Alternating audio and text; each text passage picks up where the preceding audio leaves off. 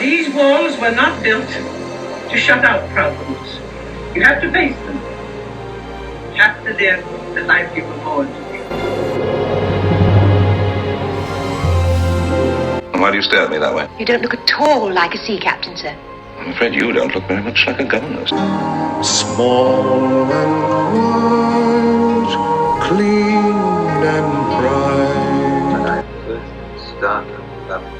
I am 16, going on 17. I know that I'm naive. Email dear, red, a drop of golden sun. Lady, oh, lady, lady, oh. He's on his honeymoon. I know that. You do? Who's we? See that he gets it. Bless my homeland for.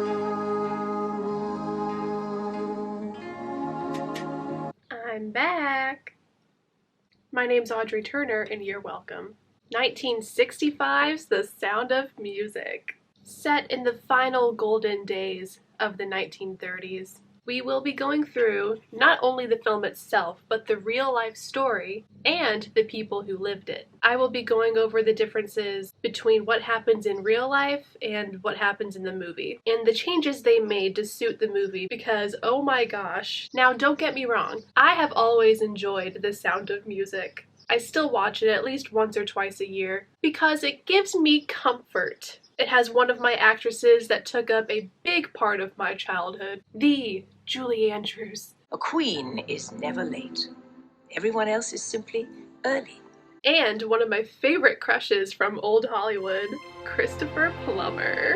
Sadness means everything to me. Because sadness gives birth to comedy and tragedy. Sadness gives birth to talent. And through their sadness, some marvelous things happen.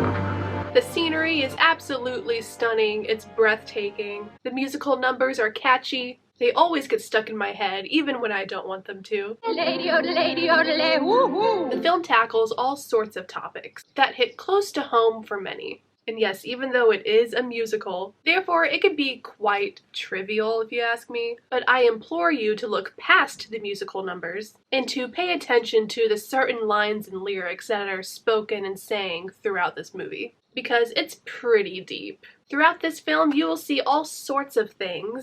Love and war. War? What is it good for? It teaches you to be strong even when you feel weak. It teaches you to put others before yourself. It deals with how losing a loved one can drastically change a person. It teaches you to not run away when life gets hard, and I'm still learning that lesson. But I hope you stay with me here. The film just has so many life lessons in it, and a lot of them are mostly overlooked by the musical numbers. So don't worry. I am here to relay the true meaning behind the movie, and the real-life events that took place, that inspired the film, The Sound of Music. It tackles the feeling of being kicked out by the people you thought you could rely on. So throughout this film, you really put yourself in Maria's shoes. And we learn you really gotta overcome the battles that are facing you, and you can only ignore them for so long, until it's too late, because it happens a few times throughout this film. But let's start at the very beginning. Let's start at the very beginning.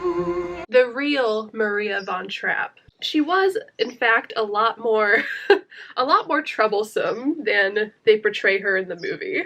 The real Maria von Trapp claimed herself that the movie really toned down her behavior during her stay at the Abbey. I would love to know what she did at the Abbey before she was kicked out. Yeah, you heard me right. She was kicked out of the Abbey. And we learn that the real Maria von Trapp, she wanted to go back to the Abbey. She wanted to continue her path on becoming a nun. You have to wonder what all she had to have done. It was years later when they were interviewing her children that a lot of them said she was kind of manic. She would have these random outbursts of anger. She had a terrible temper, but once her anger episodes would pass, she would become good-humored again, and all faith would be restored within the Von Trapp household. Now, I will give you the quickest rundown I can with the real life story before we get into the film's story. Basically, it was Captain Georg von Trapp who was looking for someone to tutor his sick daughter at the time. And he fell in love with Maria and proposed to her. But from Maria's own words, she didn't want to leave the sick child for which she had already formed a close bond with. She didn't want to leave the little girl, also named Maria. They shared the same name. So she did end up marrying him, and she became a true mother to the little girl. And there was only one child at the time when Maria arrived at the Von Trapp home. Not the Fab Seven that we see in the movie. When she and the captain married, she eventually did end up caring for him, and they had 9 more children together. So all in all, they had 10 children, and they were married for 11 years before they had to flee Austria. But that's a whole other story. When the Nazis arrived in Austria, the Von Trapps were already on thin ice with them. The Nazis wanted Captain Von Trapp to work with them, and he would deny naval commands. Both he and his wife would deny the Nazis' very clear anti-religious propaganda and the Nazi policies. They refused to fly the Nazi flag on their house. And also around this time, the schools were beginning to brainwash their kids against their own parents. And those around them they thought they could trust would end up betraying them and becoming spies for the Nazis and spying on the entire Von Trapp family. So the family considered 2 options. Do we stay in the only place we have ever known and comply with their propaganda, knowing we cannot say or do anything about it and live in fear? Or do we leave everything we know, all of our possessions, our house, our family, our friends, and start a new life where we will be safe from the regime? Well, we all know what they did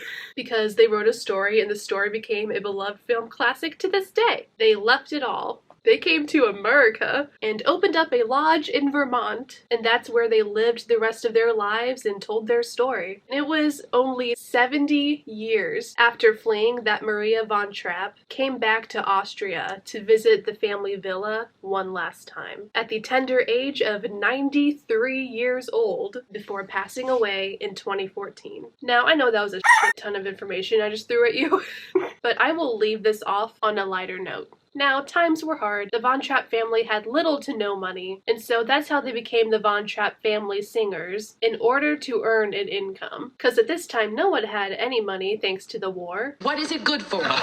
So they had to think of a way to raise some funds for the family. So remember how I said Captain Von Trapp refused to comply with the Nazis, and how he would just deny whatever they would order him to do? Well, one of those things Baron Georg von Trapp denied was singing happy birthday to the Führer himself. Yeah, Captain Von Trapp was like,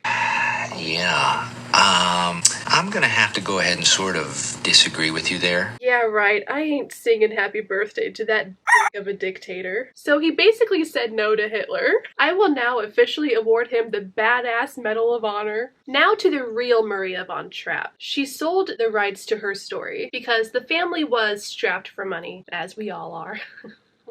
She sold the rights of her story for $9,000. So when I read that, I thought, wow, that was quite a bit of money. Because, you know, just $50 would make me happy. But I was getting too ahead of myself. She and her family would receive 0 royalties from the German film producer, based off the Broadway production, and the film, both grossing over $300 million in just 3 years. I didn't even get out my inflation calculator to generate how much $300 million would be from 1958 to 2024 today. It'd be a lot, I'm sure. So you could say the Von Trapps were Von fucked over. Also, Maria von Trapp was not invited to the premiere of the movie. Yeah, the producers couldn't find her a seat when she asked.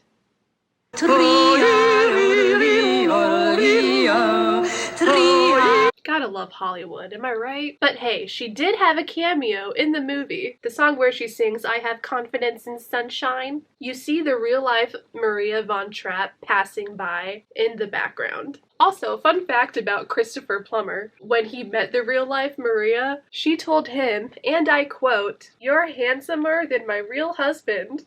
Apparently, she was never a shy woman. She sounds like a hoot to chat with. So finally, without any further ado, let's get into the film. And to make a long story short, too late! Let's go to the hills of Salzburg, Austria, and watch the fairy tale version of this true story. And we have a very well-known opening scene.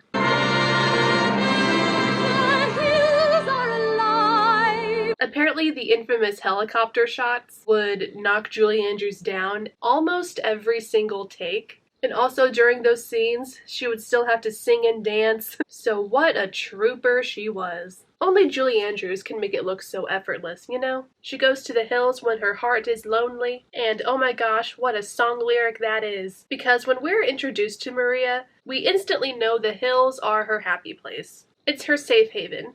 Her heart wants to beat like the wings of a bird, damn it. My heart wants to beat like the wings of the bird. But then she hears the church bells, and she realizes, oh crap, I'm late. So we learn she does not only love being outside, she is a nun as well. So she doesn't quite conform to the rules of the Abbey, similar to what the real Maria did, but she also knows that she's done wrong and she's trying to change her ways, or really trying to change herself for the Abbey. But Mother Superior, she knows that Maria, she's not like the rest. So much so, the nuns... She and the nuns sing a little song about Maria and how Maria is not fit to become a part of the Abbey. Maria's not an asset to the Abbey. And to us modern day folk, it's basically an open mic roast. When Mother Superior sits down with Maria, she tells her a family is in need of a governess, and Maria is forced to leave the covenant. Wow, I cannot speak today. The convent. Oh my god. Forced to leave the convent, not the covenant. I'm so tired. I apologize. And try to figure out, during her time away, what she really wants out of becoming a nun. The Abbey cannot tolerate such a problem like Maria. How do you solve a problem like Maria? So understandably, she feels left behind. She feels like she doesn't belong anywhere. She's wondering what her future holds for her, since the Abbey was all she knew for quite some time now. And she sings a song about how even though she's not confident in herself, she knows she needs to find that confidence. She knows she needs to be strong, even when she feels weak. And Family Guy spoofed this song with our good pal Stewie. Spring will come again. Besides which, you see, I have confidence in me. A little behind the scenes fun fact, in real life, when Julie Andrews was running up to the front door of the house, she really does trip there. That's not a fake trip.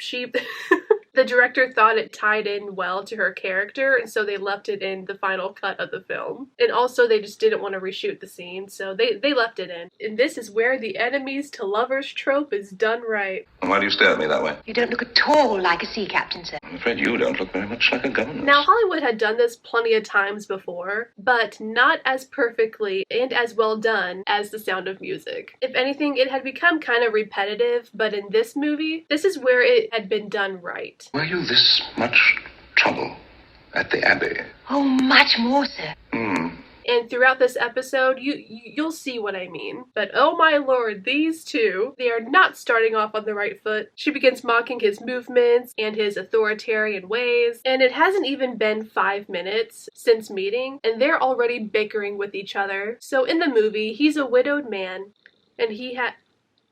Okay, my light just died, and this is the light we have to work with, and I'm sorry if I look fugly. As I was saying, in the movie, he is a widowed man, and he has just completely shut himself off from feeling anything. And I don't know any better way to describe it, because with no mother around to help raise these 7 children, and with his heart broken that she's gone, he ran the house the only way he knew how, and he began running it like his naval ships. He whistles, they march. They do roll calls, he tells them at ease. There's just no life within this home, and that's just it. It's not a home for them. And this is obvious to Maria when they're all introducing themselves as servicemen and not 5 to 17-year-old children.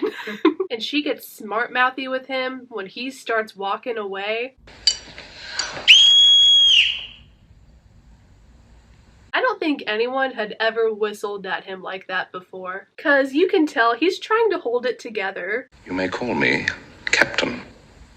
as he's walking away. Like, no one has ever called him out like that. And just as at the Abbey, she's late for dinner, this time it's no different. She's not starting off very well. And later on in the evening, the captain receives a telegram. I trust everything is under control. Are there, any developments? And Liesel asks to be excused. Liesel is one of the children. Father, may I be excused? But yeah, Maria is suspicious of this immediately, but the captain pays no attention to his children whatsoever, so he doesn't really pick up on this sudden exit his daughter makes from dinner. She sneaks out to meet Rolf, the telegram boy. They are just head over heels for each other. When you're watching these two interact, Rolf begins telling Liesel about lieutenants visiting from Berlin and how he calls her father very Austrian, meaning it as an insult almost. But keep in mind, this is the late 1930s, you guys, meaning the Nazis are slowly but surely taking over most of Austria at this point in time. And you may be wondering, why does this telegram boy know so much about who's visiting who and from where? So just keep that on the back burner for now. Remember Rolf. Rolf tells her she's a little too young for him. We get another catchy musical number. I am 16 going on 17. And while in the movie she's 16 going on 17, I know that I'm naive. In real life, she was 16 going on 21. But you know, that's a tale as old as time in Hollywood. Always casting these older 20-year-olds to play teenagers, because it always looks oh so realistic. And here's where in real life things get a little trippy. I mean tricky.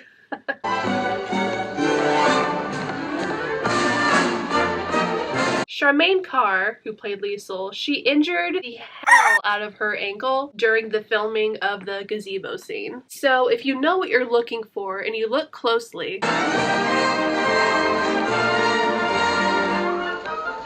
you can see her right ankle wrapped in a bandage. The costume department forgot to put rubber soles on her dance shoes. So from the first leap off the bench, I bet you can't guess what happened. She slipped and crashed into the window. That's what happened. I remember back in the day when I was on stage, whether it be on the runway or performing for the theater, all of us girls were given high heels and/or dance shoes. And we would have to think of all kinds of ways to make our shoes less slippery without damaging the shoes in any way, because we then would have to give them back to the wardrobe department and/or designers. Because, you know, falling is every performer/model's worst nightmare, okay? But there was no leather, no suede, nothing to put on the bottom of Charmaine Carr's shoes. What kind of Hollywood costume department is this? Despite this injury, after they bandaged her all up, they finished filming the rest of the dance number on an injured ankle. That's freaking risky, especially for a professional dancer. I read that she got a standing ovation from the crew, which, yeah, I sure hope she did. She nailed it, you guys. She danced through the pain. I would have been sobbing. So yeah, that's just one of the 2 accidents that could have been easily avoided throughout the filming of this movie. But it's not as bad as the other accident that happened later on in the movie. We'll get into it in a few minutes because it is a doozy. Someone literally almost died, but we are cutting back to Maria. The doors are all locked and Liesel found an open window. And she tries very poorly to sneak on by, and Maria's woman-to-woman instincts kick in. She knows she was not out there all by herself after dinner, and Maria makes a deal with her. You know, if we wash that dress out tonight, nobody would notice it tomorrow. So Maria and Liesel have already began forming a bond, and as the thunderstorm gets worse, all the kids run into Maria's room from the fear of the roaring sounds of Mother Nature. She teaches them how to distract themselves. These are a few of my favorite things. Whenever something bad is happening. And during this musical number, my favorite part is at the end. When the dog bites. Well, even in his nightrobe, he looks so good. Everyone's in trouble for not being in bed, and they begin bickering again on how to treat and discipline the children, but to no avail. She loses the argument. The next morning, Maria devised a plan to take the children out of the house, and they prance all around Salzburg in matching outfits made from the drapes that used to hang in her bedroom. The kids are immediately liking Maria, and they're all bonding. So eventually, they go to the hills to have a picnic. They all decide they want to give a warm welcome to the Baroness, Baroness when she arrives at their villa. So Maria teaches them to sing.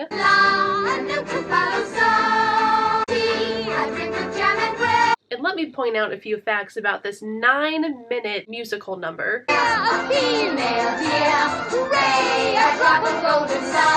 It took 2 months to film in over 9 different filming locations. And the weather apparently was a strong factor. There were strong winds, heavy rains, and that's what caused the filming to take so long. And there's this scene where the captain, the Baroness, and Uncle Max are headed home, but not before seeing these hooligans in the trees along the road as they drive by. Even as a kid watching this, I was wondering how does this guy not recognize his own children? But then again, you have to remember that this guy isn't about fun. He's never heard his children laugh. He himself doesn't know how to smile. Fun is not in his vocabulary. He would have hated the SpongeBob song. And we are back at the house, and Rolf is attempting to get in contact with Liesel. What are you doing there? Oh, Captain Von Trapp. But the captain finally sees Rolf, and he suspects something of him. Heil Hitler! And immediately sends him away. And he sees by Rolf's uniform which way he leans politically. And again, it's not revealed until the film's final act. And when the Baroness tells him, oh, Georg, he's just a boy, go easy. Oh, Georg, he's just a boy. Yes, and I'm just an Austrian. So I hope you guys see what I'm getting at here. He knows Rolf isn't exactly pro-Austrian, if you catch my drift. What's going to happen is going to happen. Just make sure it doesn't happen to you. Max, don't you ever say that again. Later on, okay? I promise you. But then the captain hears laughter. Oh, the horror. Oh, Captain, you're home! Dude, his face is pissed. Come out of that water at once! The boat tips over, and here's the next accident on set that could have entirely been avoided. Oh, you must be Baroness Schrader!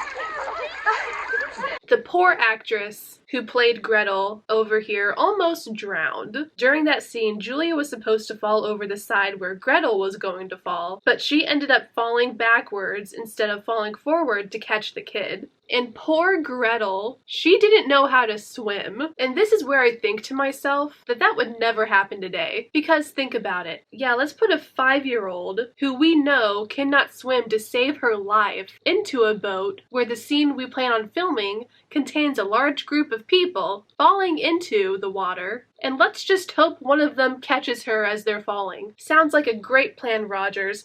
Thanks, Hammerstein. And this poor little girl ended up vomiting all over the actress who played Louisa because she had just swallowed so much lake water at that point from being stuck underwater for so long. Back to the scene. This is their biggest confrontation throughout the entire film. Fräulein, you will stay here, please.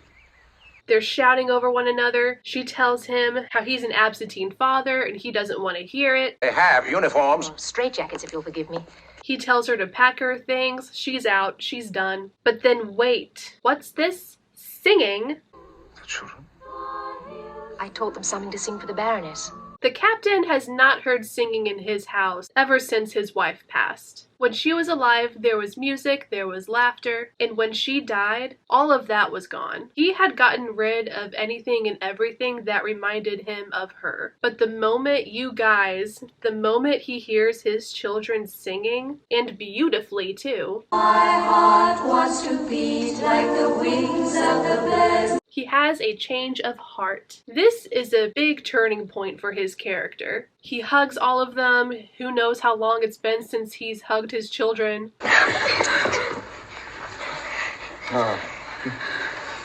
He goes to Maria and he apologizes to her for behaving badly and how she has helped bring Sol back into the house. And he tells her to stay and he doesn't want her to go. We are now to the catchiest song, in my opinion.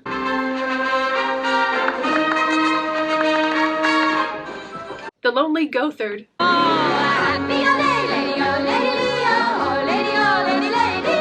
The Lonely Goatherd number was actually performed by the leading puppeteers at the time, Bill Baird and Cora Eisenberg Weil. No idea who they are, but good for them. While researching, I came across this gem of a musical performance that I had no idea that I needed in my life. I had no idea it even existed. Julie Andrews performed The Lonely Goatherd with none other than the Muppets. Prince on the bridge of a castle moat heard. That musical number makes my heart so happy. I love the goat. He would. The old goat. But now after the puppet show is all sang and done, they all decide to throw a party. That's right, the captain is slowly opening himself up again. He's throwing this huge party because his kids asked him to, and now he's just saying yes to everything, I guess. But at this party, some shit goes down. As does any party in any movie ever. There's one Nazi general that doesn't like the Austrian flag that is hanging in the foyer. And for people who don't know, let's open our history books for just a second. The Nazis were forcing people to display the swastika flags on their houses. So in the movie, when the general saw Captain Von Trapp's blatant display of Austria's flag and not the Nazi flag, how dare Captain Von Trapp show his patriotism towards his own country? The general confronts Captain Von Trapp and he tells him something along the lines of like, hey dude, you can't stop it. It's coming, and if you don't comply, we will have to take some drastic measures. And Captain Von Trapp is having none of this. If the Nazis take over Austria, I have no doubt, Herr Zeller, that you will be the entire trumpet section. He ain't scared of this Nazi a-hole, and he insults him in front of a few party guests, and ignores his threats. You flatter me, Captain. Oh, how clumsy of me. I meant to accuse you. Which, later in the movie, you learn does not bode well for the family. Now let's get to this scene that we're all here for all the hopeless romantics, such as myself. This is for all you lovers out there. I present to you the moment that went down in history as one of the most romantic dance scenes to ever exist in cinema. And it's done oh so perfectly. Maria tries teaching Kurt how to dance, but he's too short for her. But the moment the captain sees them struggling, he adjusts his gloves, he stands tall, and he cock blocks his son. But all jokes aside, we need to dissect this scene, okay? Because there's a lot going on here. Because it's actually very important and it moves the entire story forward in a big way. Now let's dissect this, shall we? Now you see as they begin to dance, they're both having a good time. They're dancing to the this word, which was actually a traditional Austrian dance at the time. But as the dance number goes on, you kind of have to get a little bit closer to your partner. First you see Maria's face changing from joyful to almost blank. Julie and Christopher did so well conveying these emotions when their characters don't even say one word to each other throughout this entire dance number. It's all in the eyes. You see it and you know what they're both thinking, and they lock their arms and they're doing the twirly thing, whatever the hell you call it, and they're forced by the dance to look into each other's eyes, and that's the fucking moment right there. Let's replay this a few times, shall we? Look at his face, look at hers, look at the way they're holding each other, and they both stop at the same exact moment while the music inside is still playing. They do not break eye contact. This dance just breaks my romantic heart, you guys. When one of the little kids walks up and says, "Maria, your face is all red," the captain gives her the smallest of grins. He liked seeing her blush a little bit. Now, people, in all seriousness for a moment, out of all of the films and TV shows that I've watched, I have yet to see another scene like this one. It has everything that a love scene should ever need. It has the tension, it has the desire in the eyes, the words that go unsaid, the shame they feel for not knowing what the hell to do next. 'Cause keep in mind, he's with someone else at this party.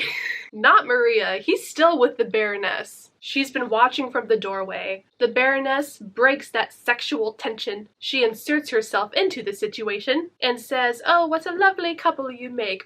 No one asked you." Anyway, the children prepared a goodbye song. So long, farewell, I'll be just saying goodnight. I almost skipped over this scene, but then I remembered, oh wait, this scene is actually really important because it comes back up later in the film's final act. They will be performing this same dance number under very different circumstances circumstances where the Nazis literally forced them to. But I'm getting too ahead of myself. This movie does take quite the dark turn. As Maria's in her bedroom, the Baroness, she invites herself in and she starts playing the biggest mind games with Maria. She pulls a little finger, okay? And whose little finger, you ask? Well, he is one of the most evil villains you will ever watch on screen. When I say they pulled a little finger, I'm talking about how they're telling you the truth, but not the whole truth, and they're fabricating a certain lie, where they sprinkle some truth in it, but then manipulate the out of you, knowing your weaknesses and using them against you. That is what the Baroness does to Maria. She tells Maria that the captain couldn't take his eyes off of her during their dance, but also how he's in love with her, but hasn't said that, at least not yet. But she has no right to be doing this to her. And the Baroness knew that this would with Maria. Goodbye, Maria. I'm sure you'll make a very fine nun. Knowing she's wanting to become a nun and has never even thought about being with a man. And so the Baroness's plan works. I feel like celebrating.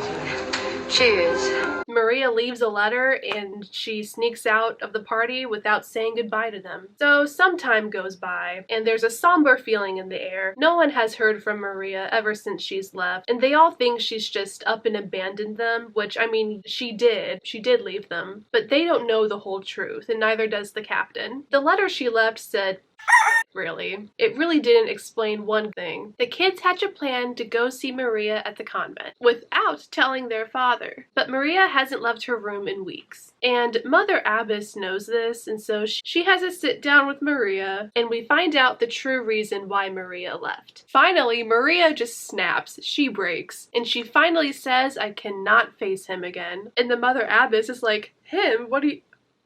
Oh, him. My daughter, if you love this man, it doesn't mean you love God less. And she looks at Maria like, honey. These walls were not built to shut out problems. You have to face them. That is such a beautifully delivered line. So, in the end, Mother Abbess, she convinces Maria to go back. You have to live the life you were born to live.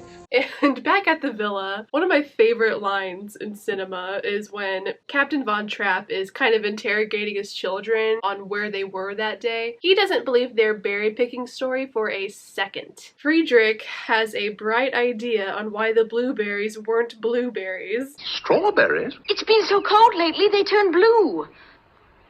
The kids begin to sing the song about their favorite things because they're feeling blue. And it can't be. She's back! And just as quickly as the joy came, it was snatched away from us. When Maria finds out the captain and the Baroness are engaged, she realizes it's too late and her worst fears were answered. He's in love with someone else. So that night, he's watching her take a little walk along the reservoir and shows up. I mean, the Baroness shows up. He realizes she is not the one for him. He didn't want to lead her on, and so he breaks off their engagement. And what do you know? Saves the day by telling Captain Von Trapp, somewhere out there is a young lady who I think will never be a nun.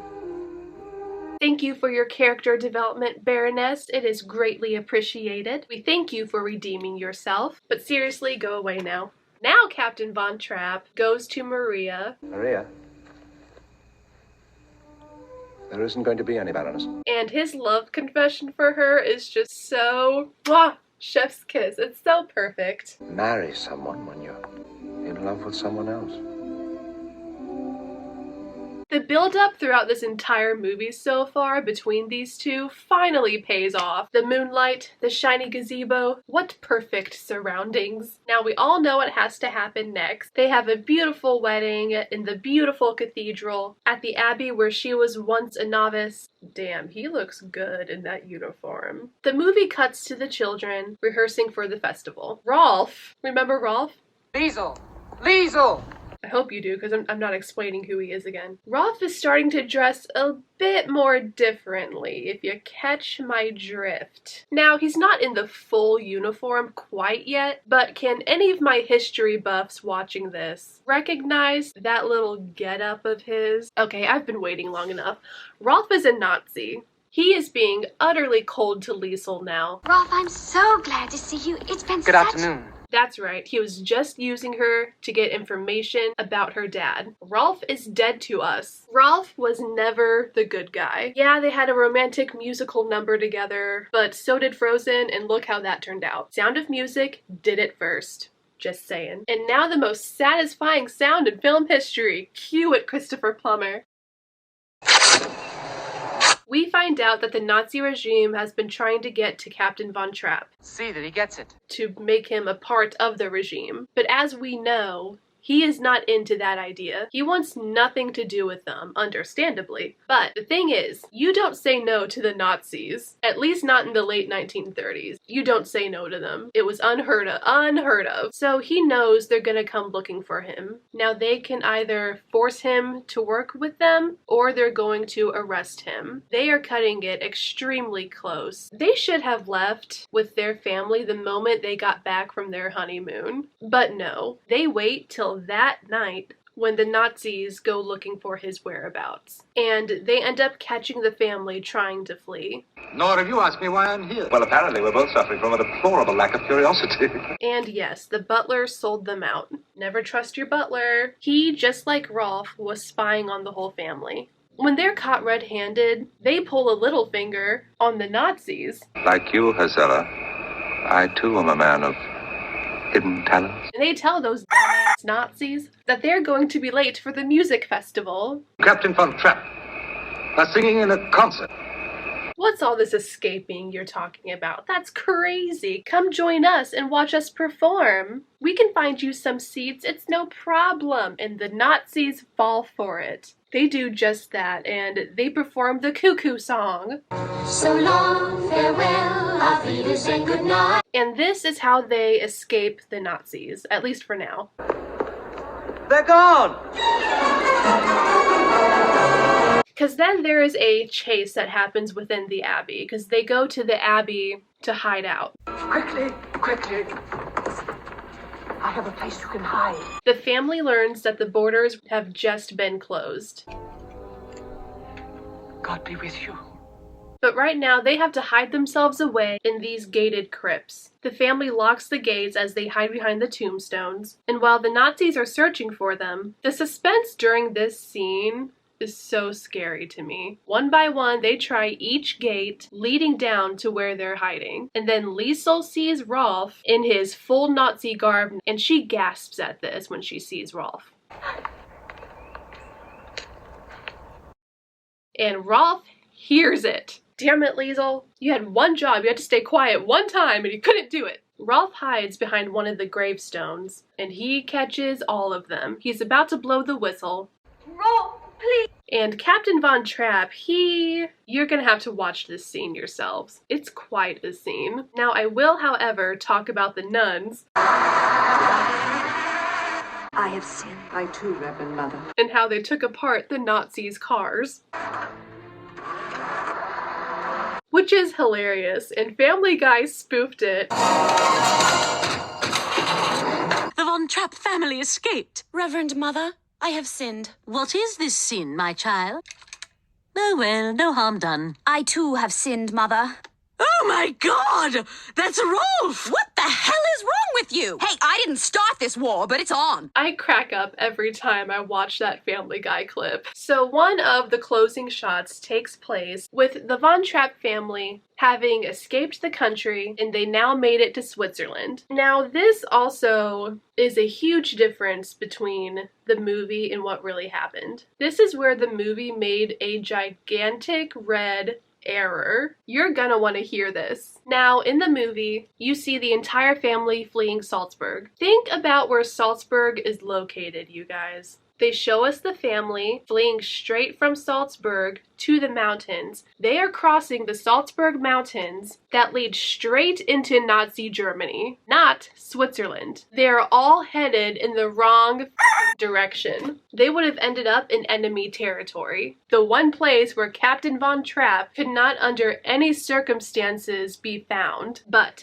for storytelling purposes and visual purposes, I mean, it's a beautiful ending shot, okay? I'm not saying it isn't. The movie ends as it began, where they're in the mountains beginning a new chapter, but that new chapter is ending up in Nazi Germany. But in real life, the real Von Trapp family took a train to Italy pretending they were going on a holiday. They didn't climb no stinking mountains. The most they climbed were the steps to get onto that fucking train. One day after the Von Trapp family left Austria, that's when the Austrian borders closed. Cutting it close there, but hey, they escaped. They survived to tell their story, and my god, it is a musical one. Now, throughout this episode already, I've been telling you behind the scenes / fun facts about the movie. I'll give you a few more behind the scene facts that I think you will be very interested to hear about. Let's get into the relationships on set. Now, one of these are very wholesome, and some of them are, weird.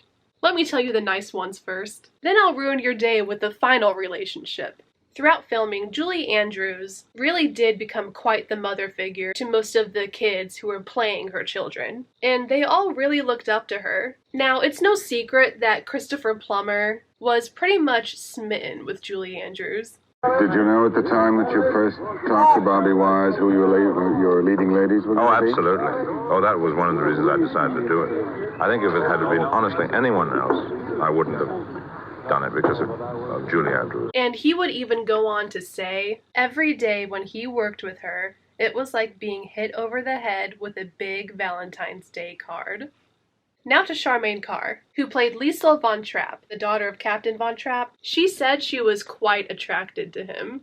And Christopher Plummer revealed that the feeling was mutual. Although they say their relationship never went beyond flirtation, guys, it's Hollywood. Who the hell knows? But to me, they will always be the father-daughter duo, not the off-screen flirtatious relationship between the 21-year-old actress and the 35-year-old handsome Christopher Plummer. I don't blame her for looking at him, okay? Because, I mean, look at him. Rolf is just a boy, and Captain Von Thirst Trap over here, well, now he is a man. Since there was little to no information on the actual Georg Von Trapp, Christopher Plummer found an interpreter and set off into the Salzburg Mountains to meet up with the real-life Captain Von Trapp's nephew to gain insight on his character. He went into the freaking mountains, dude. Now, that being said, we need to talk about what I do not approve of Christopher Plummer doing, and that was his drinking habits on set. But yes, unfortunately, he was, in almost every single scene of the movie, intoxicated. But the only time he was ever fully drunk was during the Edelweiss scene at the festival. But why did he drink so much? Well, he thought The Sound of Music was going to be a flop. He would call it The Sound of Mucus. The Sound of Music became one of the highest grossing musicals of all time. Also, side note, 60 years later, her ivory silk wedding gown sold for $23,040 back in 2013. Now, on a more somber note, The Sound of Music was the last Rodgers and Hammerstein musical because Hammerstein had died from stomach cancer, and the last song he ever wrote was Edelweiss. He wrote it last minute, too. While people were coming for tryouts for the Broadway version, he wrote it during the auditions for the show. The amount of talent that guy had, it's amazing to me. And this episode is already long enough, and I wasn't going to talk about it, but I realized I have to because speaking of Edelweiss, Christopher Plummer's vocals were dubbed over. He knew how serious I was to try to sing in it. He was very nice and told me quite early on it was possible that I could be dubbed if I didn't want to. Meaning but somebody else could do the singing voice for you. That's you. right. But I don't want that. I mean, that's not the point. So I'm really insisted on trying to sing.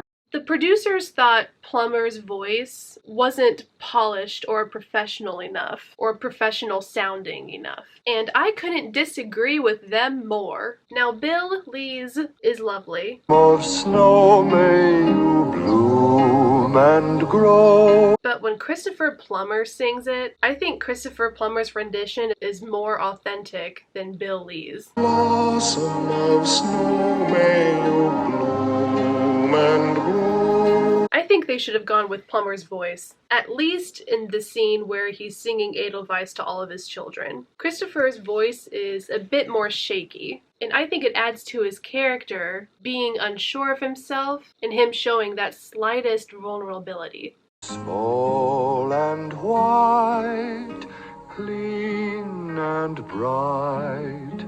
Tell me you hear it. Small and white, clean and bright. I think they made a big mistake dubbing over his voice there. I really do. That's my only complaint about this entire movie. Not the stupid geography accident. So anyway, thank you for coming to my TED Talk. I hope you learned a little. So thanks for watching this long episode. I apologize for it being so long. I really appreciate it. And go watch The Sound of Music. Let me know what you think of it. And don't forget to unsubscribe from my channel. I post very irregularly. And remember, life's a movie. Direct it well.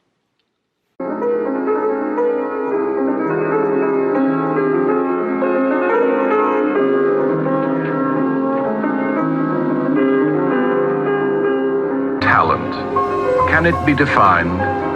No, you can't break talent. You can only nurture it and build it up. I suppose every one of us has talent. If we had the opportunity, if we'd had the background, or if we'd had sometimes the money and the chance, freedom to express it, freedom most important, we would all be talented at something.